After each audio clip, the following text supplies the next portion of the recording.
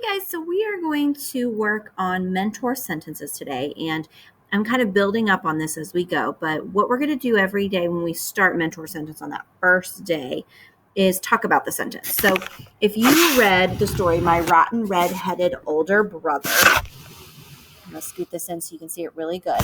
You would have seen, so here's the read aloud that you read yesterday, and you can read it again every day this week if you want. Here's the sentence we're going to be focusing on. Richard gave me one of his extra rotten, weasel-eyed, greeny-toothed grins. Okay, so this is the mentor sentence we're going to be working with this week. And on Mondays, or being Tuesday this week, we are going to look at the different parts of the sentence and what that means for us. Like, what are some things we notice about sentences? Okay, so for example, yesterday you learned about commas. Well, guess what something I notice about our sentence?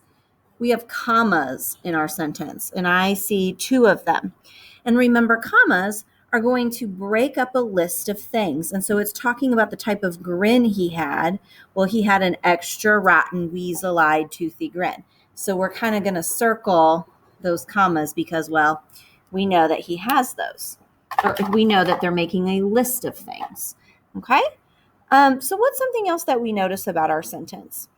Another thing that I notice right here is that Richard is capitalized. Two reasons it's capital. One, it's at the beginning of the sentence. It's the very first word of the sentence.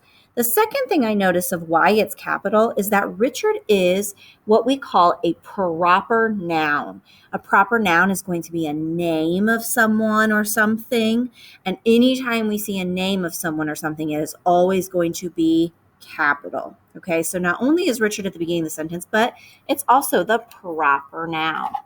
Okay, so then let's take a peek at one other thing I want to point out to you. And let's talk about adjectives. So adjectives are words that describe our noun, okay, or words that describe a noun.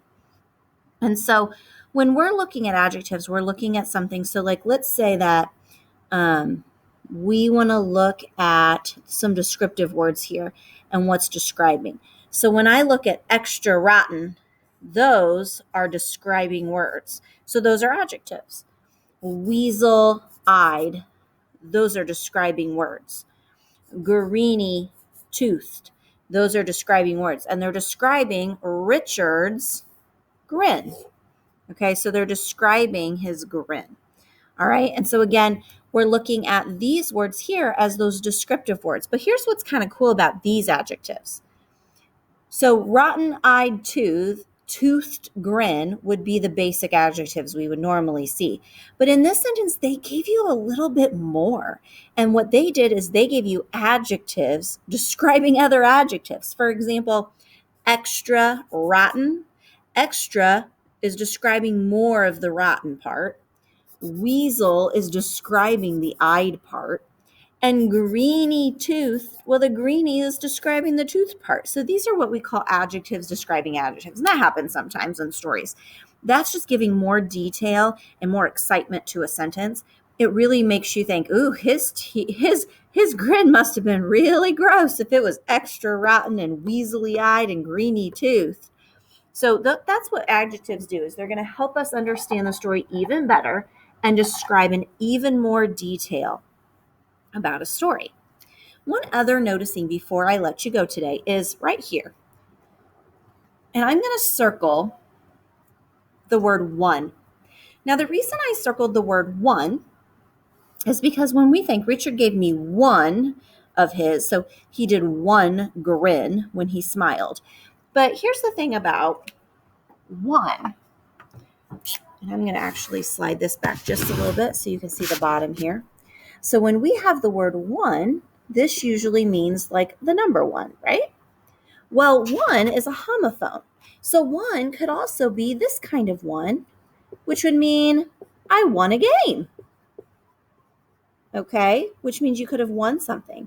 So we're going to talk this week even more about homophones and what this means. So keep an eye out for things like this as we're working on our sentences. And especially when you start fixing sentences, that might be something that might pop up when you're doing your work.